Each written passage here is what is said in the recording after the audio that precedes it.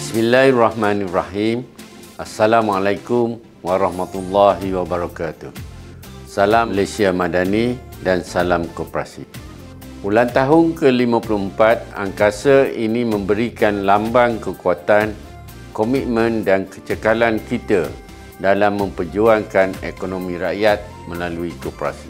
Kita telah membuktikan bahawa koperasi bukan sahaja mampu bertahan dalam pelbagai situasi dan cabaran, malah boleh berkembang dalam pelbagai sektor ekonomi negara.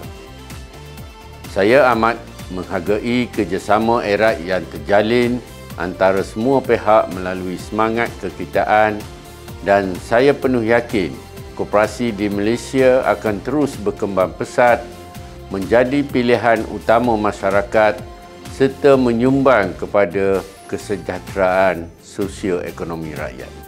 Marilah kita bersama-sama terus memperkukuhkan perpaduan, meningkatkan keupayaan serta menyesuaikan diri dengan perkembangan semasa agar gerakan koperasi terus kekal relevan, mampan dan mampu memberi manfaat kepada rakyat serta negara Malaysia.